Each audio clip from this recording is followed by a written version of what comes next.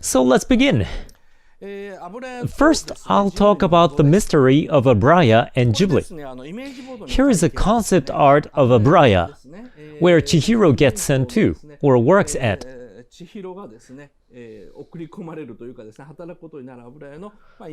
It looks like a magnificent Japanese-style architecture. However, if you look closely, this lower half is made of concrete. The upper half looks gorgeous, but the only part that's gorgeous, well, how should I say? As the penthouse of Yubaba, which looks so cool. This is like the captain's cabin of an old sailing ship, or the one in Space Pirate Captain Harlock, where only the captain's cabin is gorgeously designed. This part looks so beautiful, but in fact, the place where the guests drink and play is limited to a very narrow space around here, and all other luxurious areas are parts of Yubaba's penthouse. In the initial plan, do you see how there's something sticking out over here? It actually says toilet, and it's non-flush toilet. By having a toilet in this location and the poo or pee fall from here all the way down to the ground. Now, let's see how it looks like from the side. So, this is also an image board that Miyazaki drew in the early stage. As I mentioned earlier, this magnificent and cool-looking part is Yubaba's penthouse. But here, they say guest room. This is one of the first drawings that Miyazaki made. It doesn't have Yubaba's gorgeous penthouse yet. The lower half of the building is made of concrete, as I said before. Here's the main gate. Here you see the bathroom, which is an atrium. And there are guest rooms around it with the employees' dormitories at the back. The first half has the watcher's seat and the bathroom, the second floor is the atrium, the third and the fourth floors are guest rooms, and finally Yubaba's penthouse is on the fifth floor and up. Miyazaki calls this building quasi-Western style. It's a terminology of architecture, and quasi means to simulate. What it means is that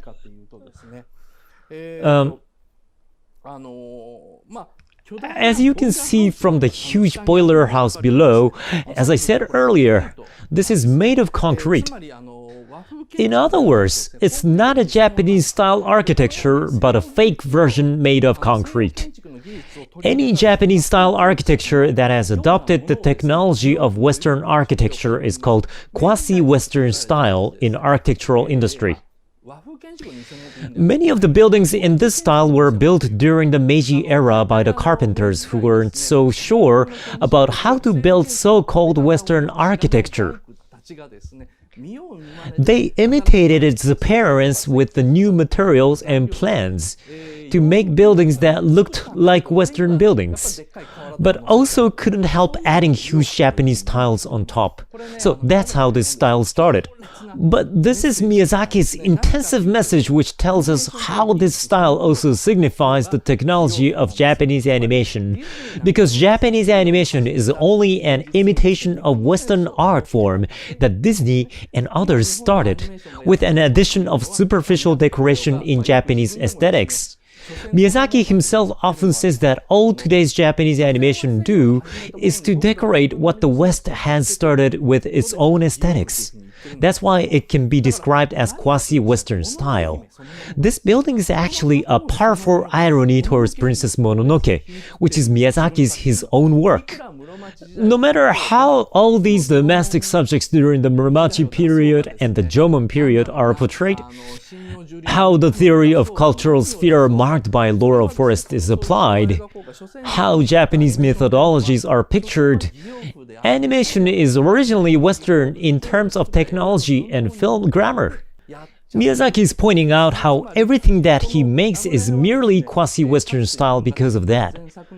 In other words, Aburaya as well as Princess Mononoke, which is his previous work, signifies Studio Ghibli itself. The women who work there are the staff members of Ghibli during the production of Princess Mononoke. There were some troubles and many animators quit. then the majority of the newcomers were females. At one point, people said, oh, there are only girls working for Ghibli, because they consisted mostly of new female employees. By collecting all those female animators, Yubaba, or the producer Suzuki, commanded that the next movie had to be a hit. Not only because Ghibli became so huge, but their another animation director, Isao Takahata, spent their money like water without doubting the expense. So they had to make anime that satisfied the audience's desires with these female animators, just like having female employees work in a quasi-Western style architecture to satisfy the desires of the customers.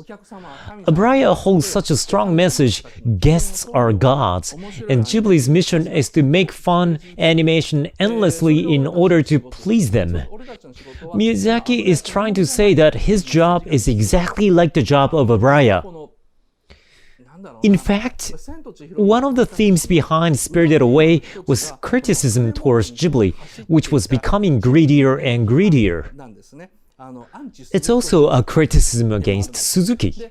Catchlines such as that Aburaya is a whorehouse that critics would love to hear were created in order to create ambiguity so that critics won't know the real theme.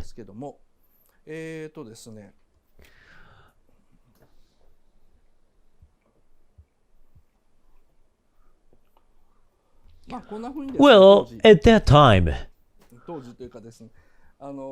so Miyazaki drew a concept art. Here's a god entering Aburaya, here's Watcher's seat, and Yubaba sits in it. Then here the workers are washing away the dirt of the guests. Then those guests go home feeling good. This process is a metaphor for the people who visit the theater. The audience coming to the theaters live a stagnant daily life and builds up stress. It's commonly said that movies make them impressed, laugh, and shed tears so that they can go home feeling refreshed. That's how they earn money, and that's why a movie has to make a hit. It's also something that Suzuki always said, which Miyazaki agreed to, but at one point he couldn't take it anymore. Especially because Princess Mononoke made an unprecedented hit. Miyazaki, without knowing that Spirited Away would make a bigger hit, tried to deliver a message through Spirited Away that because they made so much money, something has gone wrong. Then they made more money. So, where did this idea that Spirited Away portrays the sex industry come from? Well, it came from the interview with the producer Suzuki when he talked to Miyazaki about the hostesses in Japanese hostess bars. He mentioned how many of them originally can't communicate with people well, but it's interesting how after they spend several weeks as a hostess, they start communicating well with the customers. When Miyazaki heard that, he was very impressed and said, "It's similar to our Ghibli. Our animators come from countryside, only able to draw pictures and only interested in anime, but as we create work together, they gradually learn how to communicate with each other." That was all Miyazaki said, but the media would happily publicize the idea that today's Japan has turned into a hostess bar or a whorehouse. If Ghibli said that would be the theme of the next movie, then it would win a great reputation. Suzuki's used this kind of promotion strategy for Tales from Earthsea. It's what weekly magazines do. I used to believe in them. As I said last time, until about a year ago, I didn't really like Spirited Away.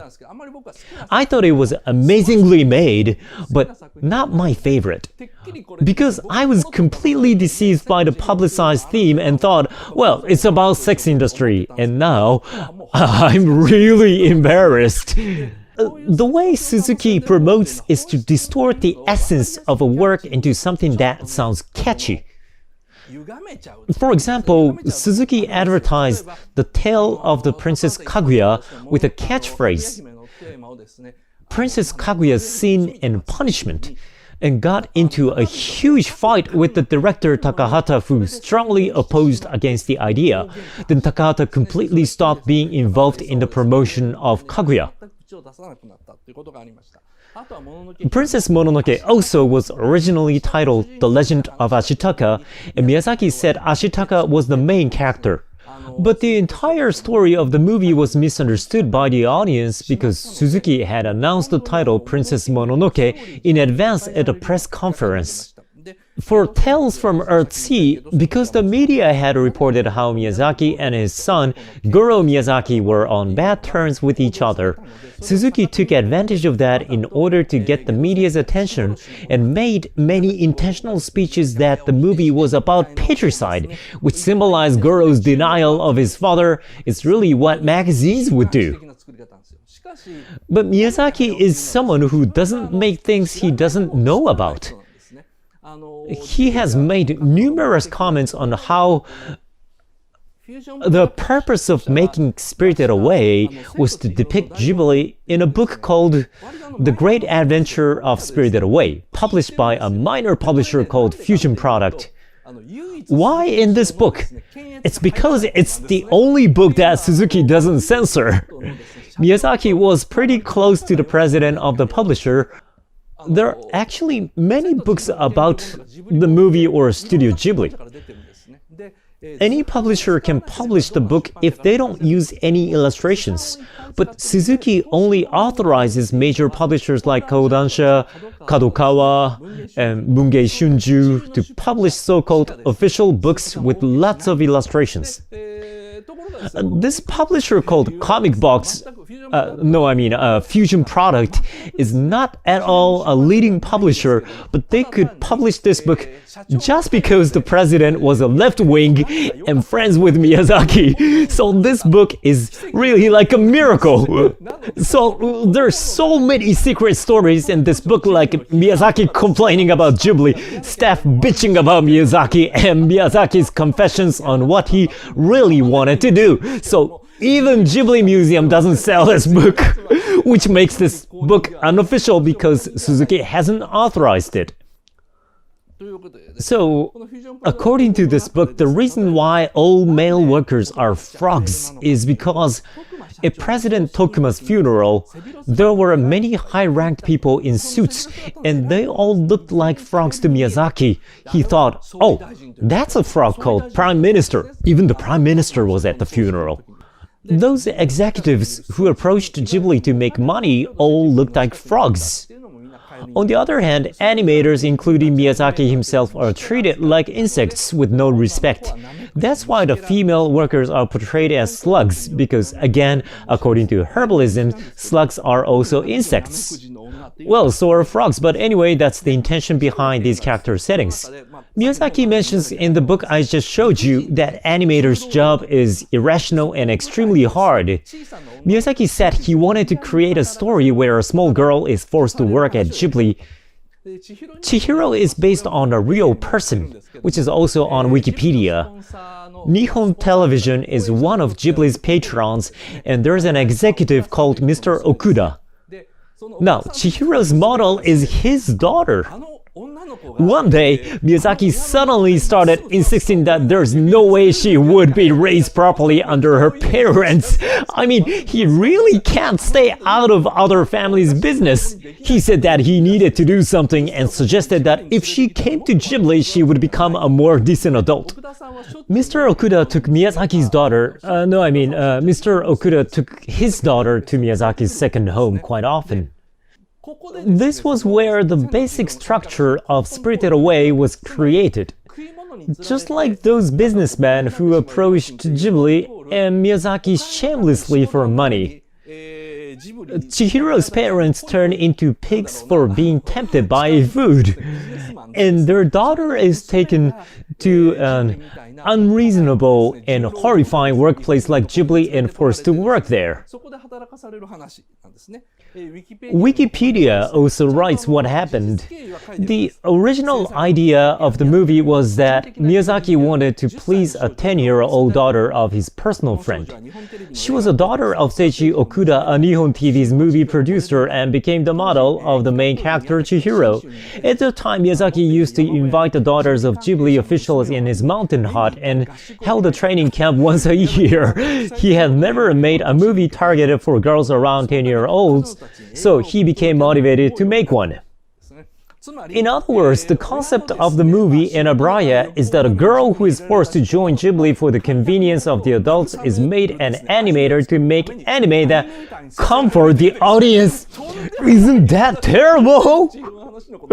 This is the basis. But then Miyazaki keeps on including additional interesting elements.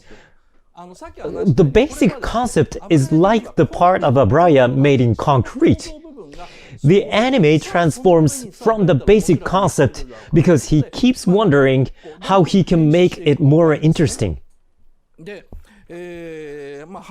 A girl he likes is being exploited by Suzuki at Ghibli, but there's nothing Miyazaki can do to help. He was like, I'm just an old man, which sounds pretty gross.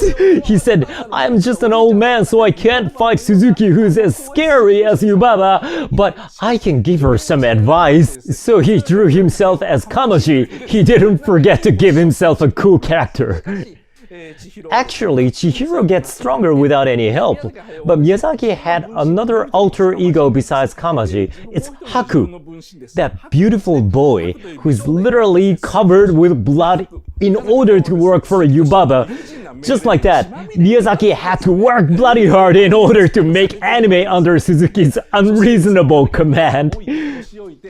And if Suzuki decides that Miyazaki was too old and useless, he would ruthlessly throw Miyazaki away in a hole and start favoring young animators like Miyazaki's disciples, his son Goro Miyazaki, and more than anyone else, Takahata. Miyazaki is like Suzuki-san. So now you care more about the younger guys than me. Miyazaki's such selfish delusions overflow in the scenes where Yubaba dotes on a child called Bo, which makes the movie more and more interesting. But only Chihiro doesn't abandon Miyazaki or beautiful Haku and goes to meet Takahata at Zeniba at risk of her life. And Chihiro finally tells Miyazaki her real name, which is a metaphor for teaching him the kind of anime he should be making, and leaves. And that anime is Spirited Away. In other words, this is Miyazaki's autobiographical story, which I think is so well made. It is an animation for Miyazaki, by Miyazaki, from the beginning to the end. At some point, it was no longer an anime for 10-year-old girls. Now he was making it for himself. On Your Mark, made around this time, was similar. From around this time, Miyazaki started making stories only he could understand. But that type of story created something sinister and deep in taste. On top of that, he still had a will to make his movies a hit. In addition, he had skills, experience, great ideas, and imagination to make that happen. And this became the secret for the popularity of his movies. That's how the movie reflects his strong sense as an author. However, an anime Miyazaki would make for himself could not make a mega hit like Princess Mononoke did. It's like Miyazaki's autobiographical novel, but it lacks sociality.